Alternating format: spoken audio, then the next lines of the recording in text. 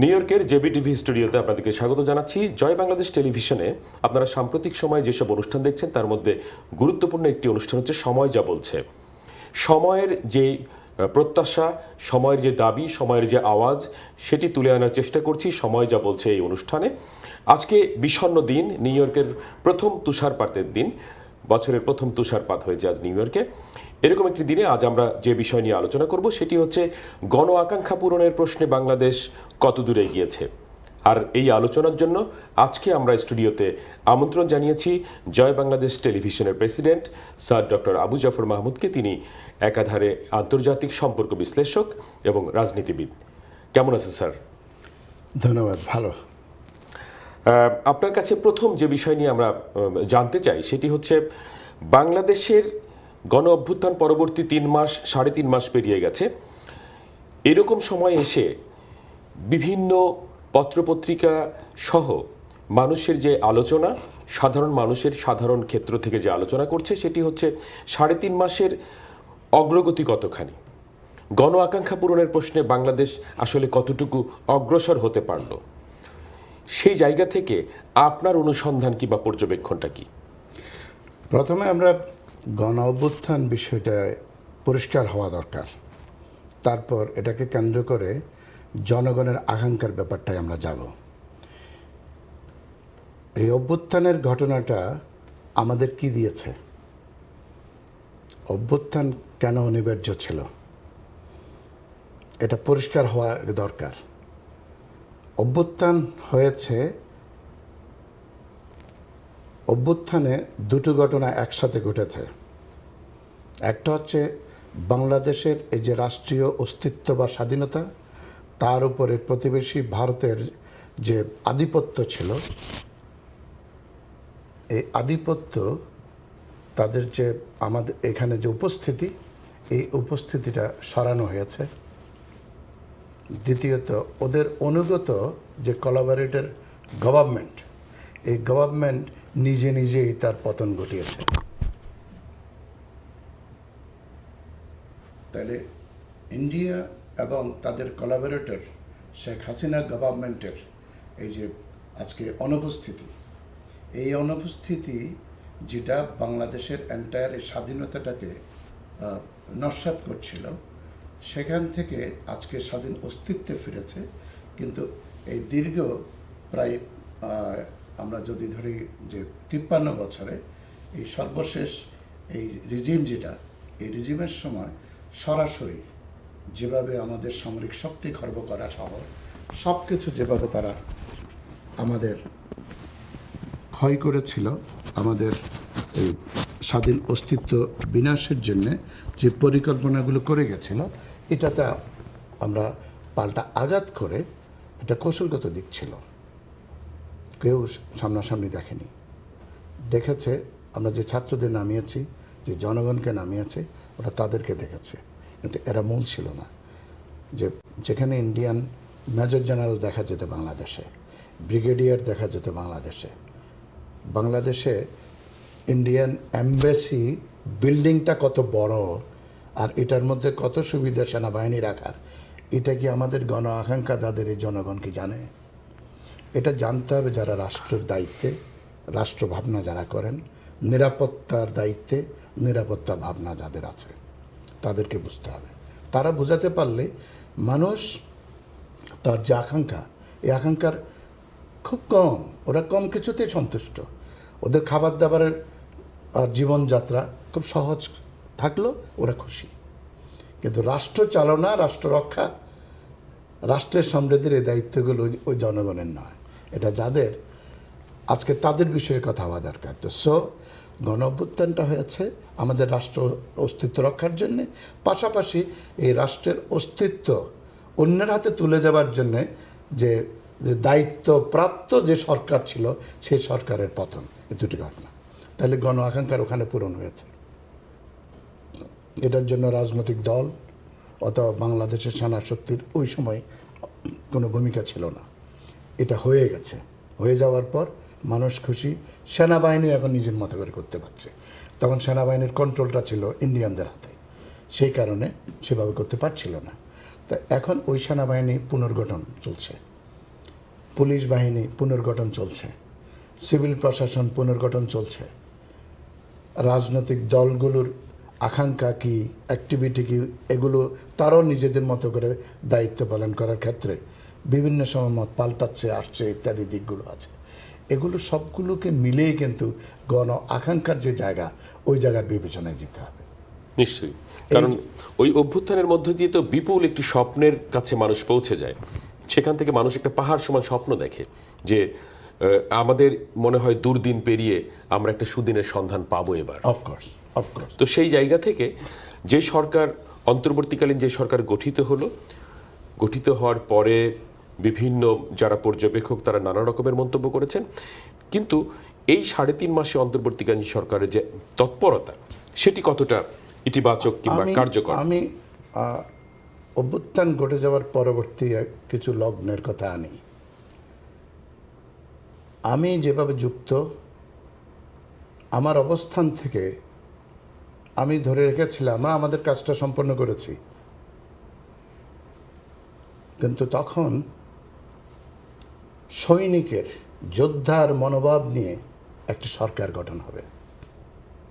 কিন্তু যাদেরকে এই সরকারে আনা হয়েছে, সরকার প্রধান থেকে আরম্ভ করে নিচে পর্যন্ত, এই যুদ্ধের মনোভাব তাদের মধ্যে দেখা যাচ্ছে না। জনগণ কেউ দেখছে কিনা আমি জানি না। এই যুদ্ধটা স্পিরিট হচ্ছে যারা সামনাসামনি এই এতগুলো ছাত্র জনতা, সাধারণ মানুষ, তাদেরকে নির্বিচারে গুলি করেছে। আর যাতে এরকম গুলি করার পরিস্থিতি না আসে, সেটার জন্য যে ব্যবস্থাটি করা দরকার, সেটার উন্নতি কতটুকু হয়েছে, আগে নিরাপত্তার উন্নতি কতটুকু হয়েছে, এটা সেদিক থেকে করে নাও। তো তাহলে তো ওইভাবে গুলি চলছে না। এখন যাদের উপর ভর করে, যাদের প্রয়োজনে অস্থিতিশীলতা করা হতো, তারা এখন আর ন্যায় বিচার সুবিধা করতে পারছে না। কিন্তু ওই নেটওয়ার্ক এখনও আছে, এবং এই নেটওয়ার্ক যে কোনো সময় আবার উত্থান ঘটাতে পারে। এই সাহস করে ওরা ভালো কিছু করবে না, সুফল পাবে না। কিন্তু বাংলাদেশকে অস্থির করে রাখার জন্যে যেই শক্তিগুলো কাজ করে, এটা কেবল ওইসবের উপর যারা গবেষণা করে তারাই জানেন। ইন্ডিয়ান হস্তক্ষেপ যতদিন ইন্ডিয়া আছে, অতদিন এটার সম্ভাবনা আছে। 53 বছর ধরে কোনো রাজনীতি এই মূল্যায়ন করে সেভাবে দাঁড়ায়নি রাষ্ট্রের স্বার্থে। এই ঘটনা যখন পরিষ্কার হয়ে গেল, ইন্ডিয়ান যে এই হস্তক্ষেপটা আমার রাষ্ট্রীয় অস্তিত্ব বিনাশ করে, এটাকে প্রদেশ করা, তাদের প্রদেশ করে ফেলা। আমি আগেই বলেছি যে সিকিম, পশ্চিম বাংলা এবং বাংলাদেশ নিয়ে কলকাতাকে রাজধানী করে যে প্রদেশ করার পথে তারা গেছে। এবং 15ই আগস্ট ভারতের স্বাধীনতা দিবসে আমাদের এই শেখ হাসিনা সরকার তার সংসদ সহ মিলিয়ে এটাকে সারেন্ডার করার দিন, ওই সুযোগটা গেছে। কিন্তু যারা এটি করিয়েছে, এতটা দিন ধরে ইনভেস্ট করেছে, তারা চুপচাপ হয়ে যাবে, এটা মনে করার কোনো যুক্তি নাই। তাহলে রাষ্ট্র রক্ষার পরিস্থিতি, রাষ্ট্র রক্ষার জন্য রাজনীতি, ওই ব্যাপারে কোনো প্রপোজাল কোনো রাজনৈতিক দল থেকে আজ পর্যন্ত কি এসছে? ওটার জন্য কোনো ইউনিটি কি এসছে? সেটা আমরা দেখতে পাইনি। রাইট। এই জন্য বলছি, গণ আকাঙ্ক্ষাটা জনগণকে একটু বুঝতে দিলে ওই জনগণ ঠিকই বুঝবেন। কিন্তু দেখেছি জনগণের প্রতিনিধিত্ব, আপনার প্রসঙ্গটি অসাধারণ, যে জনগণের প্রতিনিধিত্ব করছেন যেসব রাজনৈতিক দল, তারা তো জনগণেরই বার্তাবাহক হওয়ার কথা। তাহলে সেই রাজনৈতিক দল তো গণ আকাঙ্ক্ষার এই প্রশ্নগুলো নিয়ে তারা কখনো সামনের দিকে আসছে না। তারা বরং খুব দ্রুত নির্বাচন চাচ্ছে, খুব দ্রুত একটি গণতান্ত্রিক উপায়ে দেশ পরিচালিত হোক, প্রচলিত যে উপায়গুলো ছিল সেভাবে। দুঃশাসন, স্বৈরাচারী নিষ্ঠুরতা যখন খুব চরমে ছিল, তখন এই রাজনৈতিক দলগুলো নেতৃত্ব থেকে কোন সাহসিকতা সেদিন দেখানো হয়েছিল? দেশপ্রেমের প্রশ্নে এই অকদভয় নেতৃত্ব, জনগণকে অগ্রসর করছি আমরা তাদের স্বাধীনতা রক্ষা এবং এই স্বৈরাচার এটা থেকে মুক্তির জন্যে। আমাদের জানা আছে এই রাজনৈতিক দলগুলোর ভিতরের আন্ডারস্ট্যান্ডিংটা কোথায়। বাট ওগুলোতে এখন যাব না। কিন্তু তারা এখন সবাই দাবি করছে যে আওয়ামী লীগ সরকারের সময় আমাদেরকে কোনোভাবেই পথে নামতে দেওয়া হয়নি, আমাদেরকে কোনো কিছু করতে দেওয়া হয়নি। যেমন জামাতে ইসলামী এখন বাংলাদেশের অন্যতম একটি রাজনৈতিক দল হিসেবে তারা তাদের কার্যক্রম পরিচালনা করছে এবং তারা যথেষ্ট জনগণের প্রত্যাশা পূরণের জন্য এমন ধরনের নতুন নতুন কথা বলছেন। জামাতে ইসলামীর আমির বিভিন্ন জায়গায় বক্তব্য রাখছেন, মানুষের আস্থা বৃদ্ধির জন্য কাজ করছেন, এই যে ব্যাপারগুলো। অথচ আপনি যেটি বললেন যে 15 বছর ধরে তাদের সেই তৎপরতা একেবারেই, তারা কি শুধু নিষ্পেষিত ছিল? স্পষ্ট করে বলে রাখতে চাই, সবাই যেন রেকর্ডে রাখে, এই জামাতে ইসলামী, বিএনপি, এই আওয়ামী লীগ এগুলো একত্র হয়ে দুদিন পরে রাষ্ট্র রক্ষায় সেনাবাহিনী যদি ঠিক এই অকুতোভয় এই রাষ্ট্র রক্ষার অতন্ত্র প্রহরী হিসাবে সামনে এসে তাদেরকে সহযোগিতা করতেও দাঁড়ায়, সেখানেও তারা একত্রিত হয়ে এই সেনাবাহিনীর বিরোধিতা করবে। Right it down. এদের নৈতিকতা আমরা দেখেছি। কিন্তু যেহেতু এরা আমাদের দেশেরই মানুষ, এই জন্য আক্রমণ করব না। আমি চাই তারাও ধৈর্য ধরে থাকুক। রাজনীতি ছাড়া চলবে না, রাজনীতি হবে। আগে রাষ্ট্র নিরাপদ রাখার জন্যে 3 দিক থেকে ভারত শুধু এটা ভয় নয়, যারা গোটা পৃথিবীর রাষ্ট্র বিষয়ক গবেষণা করেন তাদের জানা আছে ভারতের বিশাল যে ভূখণ্ড, এটার চেয়েও তাদের কাছে বাংলাদেশ এবং বে অফ বেঙ্গল অনেক বেশি দরকারি, এটাকে লুটেপুটে খাবার জন্যে। ঠিক এটার জন্যে তারা উম্মাতাল হয়ে আছে। এই ভারতের প্রতিরক্ষা বিষয়ক যারাই আছে, আইআরআর যারাই আছে, তাদের নজর শুধু ওখানে, এই বাংলাদেশটাকে কীভাবে কুক্ষিগত করবে। এখন এই ইউনিভার্সিটির যেসব প্রফেসররা ওখানে আদেশ পালন করে ইউনিভার্সিটিতে আমাদের শিক্ষা ব্যবস্থা ধ্বংস করছিল, স্কুল কলেজগুলোতে শিক্ষা ব্যবস্থা ধ্বংস করেছিল, এমনকি আলেম সমাজের অনেককে, এই যে গোটা জনগণের মধ্যে আলেমদের মধ্যে বিভক্তি সৃষ্টি করার যে কাজ, ইটস নট এ জক। এবং প্রচুর আলেমের মতো এরকম সুরুদ্দারি, এরকম অন্য ধর্মী লোকজন এই কোরআন শিক্ষা করে, হাদিস শিক্ষা করে, এরা এই আলেমদের ভিতরে ঢুকে আছে। আমরা জানি যেহেতু পৃথিবী নিয়ে গবেষণা করি, বিভিন্ন দেশ নিয়ে, কিন্তু বিষয়টা হচ্ছে এগুলো সত্ত্বেও আমরা আমাদের ওই যে গণ আকাঙ্ক্ষা, এই জনগণকে ওখানে সুখে শান্তিতে বসবাস করতে হবে, তাদের ছেলে মেয়েদেরকে ধর্ম পালন করতে দিতে হবে, তাদের ছেলে মেয়েদেরকে স্কুলে কলেজে বাজারে নিরাপদে যাতায়াত করতে দিতে হবে, এবং কোনো ধরনের স্বৈরাচারিতা পুনর্জন্ম হবে না এমন একটা ব্যবস্থা করতে হবে। এটি আলাপ আলোচনা কবিতা পাঠ করে হবে না, এটার জন্য একটু কঠোর একটা শাসন ব্যবস্থা লাগবে কিছুদিনের জন্য, ওটা মেনে নিতে হবে। এটি অভ্যুত্থান উত্তর হলে খুবই ভালো হতো, এই 3 মাসের মধ্যে এটা সম্পন্ন হয়ে যেতে, যেটি বিপ্লবী সরকারের কাজ। এটা বিপ্লবী ধরনের। আমি বলি এখানে অন্য কোনো ফিলোসফি নয়, এটা হচ্ছে আমার রাষ্ট্র রক্ষা, জনগণকে রক্ষা। এতদিন স্বৈরাচারিতাই ছিল, স্বৈরাচার এককভাবে ছিল না, স্বৈরাচার এখানে প্রডিউস করেছে ভারতের ট্রেনিং নিয়ে বঙ্গবন্ধু শেখ মুজিবের মৃত্যুর পর। তাকে যখন হত্যা করা হলো তাও কিন্তু এই 15ই আগস্টে করা হয়েছিল। আর সেদিন ছিল ভারতের এই স্বাধীনতা দিবসের আনন্দ উৎসব, সেদিন একবার উৎসব তাদের হয়েছে, আরেকটা উৎসবের এই সময় আমরা এসে উৎসবটা আমরা থামিয়ে দিয়েছি, কারণ উৎসব আমাদেরটা রক্ষা করা দরকার, আমাদের রাষ্ট্র রক্ষা করা দরকার, সেই জন্য আমরা এই কাজটা করেছি।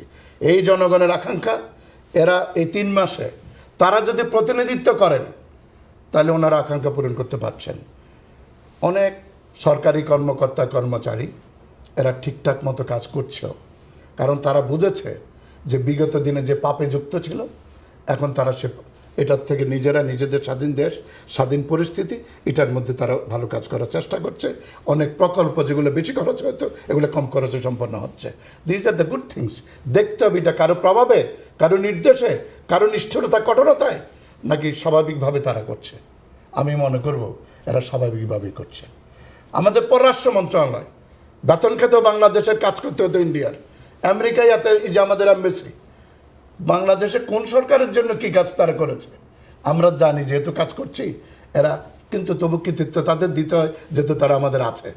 এই অবস্থাতে আমি কথাটা বলি, জনগণের আকাঙ্ক্ষা পূরণে এই সরকার যা করছে এটি যথেষ্ট নয়, এটার জন্য তারা দায়ী না, কারণ এটার জন্য তারা উপযুক্ত না, তারা এই ফিল্ডের লোক না। কারণ হচ্ছে একটা অভ্যুত্থান হয়েছে, অভ্যুত্থানে রক্তক্ষয় আরও হতো। আসুন আমার সেনাবাহিনী ওই 2 তারিখে, 5 তারিখে চূড়ান্ত ঘটনা, 2 তারিখে যদি এই যে আজকের যে সেনাপ্রধান, এই সেনাপ্রধান যদি তার এর আগের যে আনুগত্য যেখানে ছিল, এই আনুগত্য ছিল বাংলাদেশের বিরুদ্ধে, সে জানুক আর না জানুক, সে সরকার প্রধানের শেখ হাসিনার অনুগত ছিল। কিন্তু যখন রাষ্ট্রের এই জনগণের আনুগত্যের দিকে সে চলে এসছে, সে তার দৃঢ়তা পোষণ করেছে, he is the one, he is a patriot soldier, keep him in support. হে প্রিয় দেশবাসী, আপনারা আমাদের এই সেনা প্রধান ওয়াকারুজ্জামান সহ আমাদের সেনাবাহিনীর সাথে থাকুন। আমি এর সাথে যুক্ত, যেভাবে হোক আমি যুক্ত। এখানে থেকে আমি কথা দিতে পারি আপনাদের, সেনাবাহিনীর সাথে থাকুন, আপনাদের ভাগ্য পরিবর্তন হবে, নিরাপদ হবে। এছাড়া অন্য যে কোনো পথে যান, দেখবেন পৃথিবীর অন্যান্য দেশের মানুষ নয়, শুধু অন্যান্য কিছু শক্তি আছে, যেহেতু এখানে সংখ্যাগরিষ্ঠ মানুষ মুসলমান, 90% মানুষ মুসলমান, সারা পৃথিবীতে অন্যান্য দিকে নজর রাখবেন। আমরা নজর রাখি বিদায় কথাটা বলি। এরা এই অনাহত এখানে এই তামসা করতে থাকবে, অরাজকতা করতে থাকবে নানানভাবে। আর আমাদের অনেক মানুষ খুব লোভী, অনেক মানুষ খুব অবিবেচক। এই ক্ষমতার জন্য যেখানে দেখছেন অন্য দেশের, এই যে পাশের দেশের যেখানে মুখ্যমন্ত্রী হবে, আর এই দেশের প্রধানমন্ত্রীও সুখ নেই, শান্তি পায় না, তার কারণ ট্রেন্ড আপ লোকজন। এরকম আরও অনেকে আছে, আপনি একজনকে দেখছেন, 1-2 না, শুধু এই 2 বোন না, আরও প্রচুর এরকমরা আছে। আমরা তাদের চিনি, আমরা তাদের জানি। কিন্তু যেহেতু রাষ্ট্রটা আমাদের, আমরা চাই না নতুন কোনো রক্তপাত হোক। সেই অবস্থাতে ধৈর্য ধরতে অনুরোধ করছি, এবং আপনাদের আকাঙ্ক্ষা অফকোর্স পূরণ হবে। এদের যে সীমাবদ্ধতা এটা আমরা জানি, এবং সেটাও নজরে আছে। এরা কি করতে পারে না পারে এটাও আপনারা দেখুন, এই জন্য 2-3 মাস সময় দিলাম। এবার আমি আরেকটি প্রসঙ্গে আসতে চাই, সেটি হচ্ছে যে অভ্যুত্থান পরবর্তী এরকম সময় এসে আমরা যখন নতুন সরকার, নতুন করে সব কিছুর কথা আমরা ভাবছি, ঠিক সেই রকম সময়ে বাংলাদেশ পাকিস্তান সম্পর্কে একটি নতুন রূপ আমরা দেখতে পাচ্ছি। সেই সম্পর্কের কোনো কারোর কাছে এই সম্পর্কটা খুব নেতিবাচক ভাবে দেখছেন, কেউ কেউ দেখছেন অত্যন্ত ইতিবাচক হিসেবে। আপনি কিভাবে মূল্যায়ন করছেন? বাংলাদেশ রাষ্ট্র হওয়ার আগে আমাদের পরিচয় ছিল আমরা পাকিস্তানি। তার আগে আমাদের বাবাদের যে সময়, সেই সময় আমরা ছিলাম ভারতবর্ষের। কেমন? এখন ভারত যখন, ভারতবর্ষ থেকে সৃষ্টি হওয়া যে ভারত, এটার সেনাবাহিনী যখন আমার দেশে এসে আমার সেনাবাহিনীকে ডিকটেট করে বাকিদেরকে মেরে ফেলে, এই অরাজকতার সৃষ্টি করে, বাংলাদেশকে দুর্বল করতে করতে একটা সময় বাংলাদেশের স্বাধীন অস্তিত্ব থাকবে না, এটাকে তার প্রদেশ করে ফেলে। এরপর সবিস্তারে আমার সব কিছু লুণ্ঠন এবং দখল করবে, আমার সংস্কৃতি, মূল্যবোধ, এই সবটুকুকে এখান থেকে বিতাড়িত করবে। এই অবস্থাটা যখন দেখছি, আমার শত্রু এ ভারত। তো এই সময় ভারতের সাথে যে তার প্রতিপক্ষ যে পাকিস্তান, এই পাকিস্তান এই সময়, আমার এই দুঃসময়ে, বাংলাদেশের অস্তিত্বের দুঃসময়ে এসে দাঁড়িয়েছে। এটা যে কোনো সাধারণ মানুষও বলবে, আমার এখন প্রধান মিত্র আমার সে ভাই যার সাথে আগে ছিলাম, এবং এর মধ্যে আমরা মারামারি করেছি, আমাদের রক্তক্ষয় করতে এসেছিল। সেদিন পাকিস্তান আর্মি, আমরা তাদের ডিফিটেড করে দিয়েছি, উই আর ওনার। সুতরাং ওই ভাই, ওটার প্রতি আমার আর সে বিরোধ নাই। কারণ হচ্ছে আমি তো বিজয়ী। আর দ্বিতীয়ত এখন আমাদের দুঃসময় সে দাঁড়িয়েছে, যখন দাঁড়িয়েছে তখন আমরা ভাই। এখন দেখবে অ্যাটিচিউড, সে আমার এখানে এসে আবার ভারতের মতো বন্ধু বেছে এসে আমার গলা চিপে ধরে কিনা। তারা এখন আসছে। আমার স্বাধীন অস্তিত্ব রক্ষা করে তার সাথে আমার বন্ধুত্ব শুধু নয়, ভ্রাতৃত্ব থাকবে, এছাড়া আমার কোনো চয়েস নাই। এক, তারপরে যদি কখনো দেখি যে ও তেমন আচরণে যাবার উপক্রম হয়েছে, বাংলাদেশের ভিতরে অন্য কিছু করতে চাচ্ছে, এটা কি আমরা বুঝবো না? আমরা বুঝবো, সেদিনের জন্য অপেক্ষায় থাকি। তাহলে এই অবস্থায় সবাইকে শত্রু ভাবা, সবার সাথে শত্রুতা করা, আরে নিজেই দুর্বল, নিজে নিরাপদ থাকতে পারি না।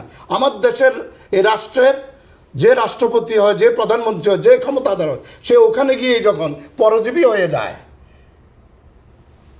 তাকে আমরা বলতে পারি না, জনগণ বলতে পারে না আপনি রাষ্ট্রদ্রোহী, তাহলে তো তখন তার আবার ওই কাজ হয়ে যায়। তাহলে সেই অবস্থায় কোনো কিছু না বললেও এই যে কথা বলার স্বাধীনতা থাকে না। এই অবস্থাগুলো আমরা দেখেছি। তো এই সময় পাকিস্তান আমাদের ভাই, আমরা ভাই ভাই আমাদের সম্পর্ক, এই সম্পর্কটাকে আমরা স্বাগত জানিয়েছি। এইবার শুধু তা নয়, আমার যেসব দুঃসময়, এই দুঃসময় এসে আমাদের পাশে দাঁড়িয়েছে। এটার মূল্যায়ন ভিন্ন, কাজে এটা ৭১ নয়, এটা ২০২৪। নিশ্চয়ই রাজনৈতিক বিশ্লেষকরা সেভাবে চিন্তা করবেন এবং যারা রাজনৈতিক সচেতন তাদের কাছে ব্যাপারটি স্পষ্ট হবে। আরেকটি বিষয়, বাংলাদেশে আমরা দেখলাম যে সশস্ত্র বাহিনী দিবসে বহুদিন পরে বিএনপি নেত্রী বেগম খালেদা জিয়া আমন্ত্রিত হয়ে গেলেন সেরাকুঞ্জে এবং সেখানে প্রধান উপদেষ্টা প্রফেসর ডক্টর ইউনূস তাকে সাদরে সম্ভাষণ জানালেন এবং বেশ সুন্দর একটি বিষয় আমরা টেলিভিশনের পর্দায় দেখলাম। এটি নিয়েও নানা রকমের কথা চালু আছে, আমি বলবো নেতিবাচক ইতিবাচক। আপনি এই ব্যাপারটি কিভাবে দেখেন? নেতিবাচক আর ইতিবাচক হওয়ার কোনো কারণ দেখি না। এটা সারা বিশ্বময় প্রশংসিত একটি উদ্যোগ। বাংলাদেশের তিনি রাজনৈতিক দলের প্রধান এবং তাকে যেভাবে জেলে আটকা রেখে এবং কারো কোনো বিশেষজ্ঞ ডাক্তার, নিরাপত্তা বিশ্লেষক তারাও ব্যাপারটা ইঙ্গিত দিয়েছেন যে তার এই শারীরিক অসুস্থতার পিছনে এটা পয়জনিং সামথিং। আমরা কষ্ট পাই। আমি তার দল কোনোদিন করি নাই, করবারও কোনো সম্ভাবনা নাই। এই বয়স্ক এই মা, তিনি বিনা দোষে যে শাস্তি ভোগ করেছেন, কষ্ট পেয়েছেন, আমরা গোটা জাতি তা করি নাই। জাতির একটা প্রতিনিধিত্ব থাকে সরকারে যারাই থাকুক। আর আজকে সারা পৃথিবীর কাছে বাংলাদেশের মানুষের সৌজন্যতাবোধ, এই যে উন্নত মূল্যবোধ, এটারই প্রতিফলন ঘটেছে। প্রথম তাকে ওই যে তার এই সরকার পতনের পর তাকে প্রথম বেল দেয়া, মুক্তি দেয়া এবং এই এই এই সেনা দিবসে আজকে তাকে ওখানে উপস্থিত করা। কারণ উনি আমার মুক্তিযোদ্ধা জিয়াউর রহমানের স্ত্রী, উনি আমার সেনাপ্রধান জিয়াউর রহমানের স্ত্রী, উনি প্রেসিডেন্ট জিয়াউর রহমানের স্ত্রী, তিনি এই দেশের প্রধানমন্ত্রী ছিলেন। এই অবস্থায় এই জায়গাতে তিনি এমনিতে থাকতেন, কিন্তু এর আগে থাকতে দেওয়া হতো না, কারণ এটা যেন অন্যের রাষ্ট্র। সেই কারণে এই জাতীয় প্যাট্রিয়ট যারা, তাদেরকে মূল্যায়ন করা হয়নি। উনি শুধু না, অন্যদেরও হয়নি। কিন্তু এবার যেটা করেছে এটা খুবই প্রশংসিত এবং দুনিয়ার কাছে আমরা প্রশংসিত হয়েছি। এটা ভালো কাজ হয়েছে। আর She deserves this respect. মানে এই সম্মানটা আসলে তার প্রাপ্য এবং এটি একটা রাজনৈতিক সহ সকল ক্ষেত্রে এটাকে সঠিক শিষ্টাচার হয়েছে বলে আমরা বিশ্বাস করে নিচ্ছি, ভাবছি।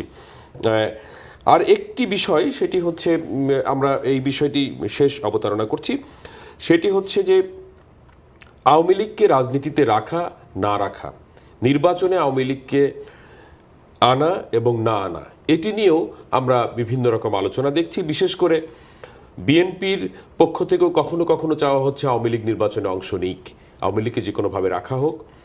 আবার তত্ত্বাবধায়ক সরকারের পক্ষ থেকেও নানাভাবে চিন্তা করা হচ্ছে, কারণ রাজনৈতিক দলগুলোর বিবেচনার প্রত্যাশায় অপেক্ষায় তারা আছে। এই ব্যাপারটি কিভাবে দেখছেন? অন্তর্বর্তী সরকার যারা এসছেন এই সরকারে, আমি বলেছি যে তখনই দরকার ছিল একটা মিলিটারি এই গভর্নমেন্ট, এটা তারা করে নাই। তো যারা এই বিবেচনাটা করেছে আমরা মেনে নিয়েছি, that's fine, let's see together. তারা তাদের চিন্তা থেকে ব্যাপারটা করেছেন। আর আমরা যারা এই বিষয়ে মনে করি অভিজ্ঞ, সঠিক মনে করি নিজেদের, আমাদের কথাটা তারা ওইভাবে বিবেচনায় নেয়নি। এখন যে সময়টা এই যে আমাদের যেটা এসছে, এটাতে আগেই বলেছি যে এই সবগুলো একত্র হয়ে যাবে। কারণ আকাঙ্ক্ষা যেখানে ক্ষমতা, আকাঙ্ক্ষা রাষ্ট্র নয়। যদি রাষ্ট্র হয়, রাষ্ট্রের নিরাপত্তা আগে হচ্ছে কিনা, হয়েছে কিনা, এটা পুনর্গঠন হয়েছে কিনা সেনাবাহিনী, রাষ্ট্র রক্ষার মতো পর্যায়ে পুলিশ বাহিনী, এই বিবেচনা না করার আগে এরা যেগুলো বক্তব্য দিচ্ছে, তাহলে ফখরুল সাহেব আজকে বিএনপির পক্ষ থেকে যে কথাটা বলছে, বিএনপির সব কর্মী সমর্থকের প্রতিনিধিত্ব ফখরুল সাহেবের এই মতামতের মধ্যে থাকতে পারে না। আমরা রাজনৈতিক প্রোডাক্ট, হয়তোবা রাজনৈতিক দল কোনোটার সাথে যুক্ত নাই, কিন্তু রাজনীতি সচেতনতা আমাদের আছে, আমরা বুঝি উনি কোন আক্কেলে যে আওয়ামী লীগ তাকে এতদিন ওই এত মামলা দিয়েছে, তাহলে কি আন্ডারস্ট্যান্ডিংয়ের মামলা? ব্যাপারটা কিন্তু চলে আসবে। মানুষ কিন্তু এটাও বুঝবে না তা না, আমরা এদের জানি।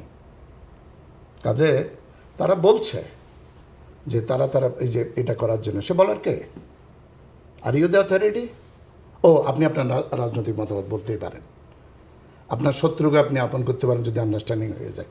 তবে আমি বলি এই আন্ডারস্ট্যান্ডিং আজকের নয়, এই আন্ডারস্ট্যান্ডিং আরও আগে থেকে, স্পষ্ট করে বলে এই আন্ডারস্ট্যান্ডিং আরও আগে থেকে। সেই কারণেই বলছি রাষ্ট্রীয় নিরাপত্তার প্রশ্নে কোনো আপোষ হবে না। বাংলাদেশ জন্মেছে স্বাধীন অস্তিত্ব নিয়ে, এর বিপরীতে রাজনীতি যাই হোক, ওই রাজনীতি যদি আবর্জনা হয় তাহলে আবর্জনা ডাস্টবিনে যাবে, আর যদি কোনো রাজনীতি রাষ্ট্র রক্ষার জন্য হয় তাহলে এটা উচ্চসিত প্রশংসা পাবে এবং মর্যাদা থাকবে, সে রাজনীতি চলতে থাকবে। এই কারণে বলছি তারা এখন যেটা বলছে, হ্যাঁ, এটা ওই আজ বিএনপির পক্ষ হয়ে যে প্রতিনিধিত্ব করছেন, বিএনপি তাহলে কয় ভাগ, সেগুলো মাথায় আসবে। আমরা যেখানে গোটা জাতি বেগম জিয়াকে এই মর্যাদায় দেখতে চাই, এটা কি ও বিএনপি রাজনৈতিক দল আছে সেই কারণে না। বেগম জিয়ার জন্য আজকে যে জায়গা, একইভাবে এরকম সরকার থেকে যারা বিদায় নেন, এরপরে সরকার প্রধান থেকে বা প্রেসিডেন্ট, তাদেরও জায়গা এখানে আসবে। কিন্তু ফখরুল সাহেবরা যা করছেন এটা হয়তো বা তারা আরও পরিবর্তন করবেন, আমি আশা করি তাদের বোধোদয় হবে। তাদের ভেতরটা আমরা যে দেখি, এটা শুধু একটু প্রকাশ্যে জানিয়ে দিলাম। এই পথ বিপজ্জনক, এই পথ ত্যাগ করা দরকার। পতিত সরকার, ফ্যাসিস্ট সরকার কিংবা কলাবোরেটর সরকার, যেটি আপনি সাধারণত বলেন কলাবোরেটর, তার যে রাজনৈতিক দল, সেই রাজনৈতিক দলকে আগামী নির্বাচনে আনা না আনার ব্যাপারে আপনার একজন রাজনৈতিক অবস্থান থেকে আপনার কি মনে হয়? আপনি তো কোনো রাজনৈতিক দল করেন না, কিন্তু তাদেরকে কি এত দ্রুতই সুযোগ দেওয়া যেতে পারে কি বা না? প্রথম কথাটা হচ্ছে, রাজনৈতিক দলের বিরুদ্ধে আমাদের কোনো যুদ্ধ নয়, পরিষ্কার হওয়া দরকার। অন্য কোনো রাজনৈতিক দলের পক্ষেও নয়, পরিষ্কার। আগে আমার রাষ্ট্রের নিরাপত্তা প্রায়োরিটি, এই প্রায়োরিটির জন্য আমার রাজনীতিগুলোকে প্রস্তুত করতে হবে। আমার ঈশানা শক্তি নিরাপত্তা বাহিনী, শান্তি শৃঙ্খলার যেটা, এটাও আভ্যন্তরীণ নিরাপত্তা বাহিনী, এই সবগুলোকে রেডি করতে পারতে হবে। এই ব্যাপারে সব সমাজ শক্তি, রাজনৈতিক শক্তির আমরা সহযোগিতা চাই। আমি বামদের কথাও বলছি, তারা তাদের আদর্শ নিয়ে কথা বলুক, কিন্তু তারাও যখন এই ব্যাপারটায় আসবে, স্বাভাবিক আমি তাদেরও স্যালিউট জানাবো। যেহেতু আগে রাষ্ট্রের নিরাপত্তা নিশ্চিত হোক, এই ব্যাপারে রাজনৈতিক দলগুলোর সুস্পষ্ট বক্তব্য এবং ভূমিকা থাকা দরকার, এবং তারা সবাই সকল রাজনৈতিক দলের ব্যাপারে সক্রিয় হয়ে উঠুক, সেটি আমাদের প্রত্যাশা। প্রিয় দর্শক, আপনারা দেখছিলেন সময় যা বলছে এই আলোচনা। আমরা আগামী পর্বে আরও নতুন কোনো বিষয় নিয়ে আসবো, নতুন অতিথির সঙ্গে। সে অবধি সবার জন্য শুভকামনা। আপনাদের কাছে আমরা জয় বাংলাদেশ টেলিভিশনের পক্ষ থেকে মতামত প্রত্যাশা করি। আপনারা আমাদের এই অনুষ্ঠান দেখে কেমন লাগছে, আপনাদের কি প্রত্যাশা করছেন, কি চাইছেন এই নতুন টেলিভিশনের কাছে, সেই প্রত্যাশার কথা আমাদেরকে ফেসবুকে আপনারা জানান, জেবিটিভি ইউএসের ফেসবুক পাতায়। একইভাবে আপনারা ইউটিউবে জানাবেন, জেবিটিভি ইউএসের ইউটিউব চ্যানেলে। আপনাদের মতামত আমাদের জন্য অত্যন্ত গুরুত্বপূর্ণ। ধন্যবাদ আপনাকে আমাদের এই আয়োজনে কথা বলার জন্য। সারা বাংলাদেশে ফুটে উঠুক স্লোগান জয় বাংলাদেশ।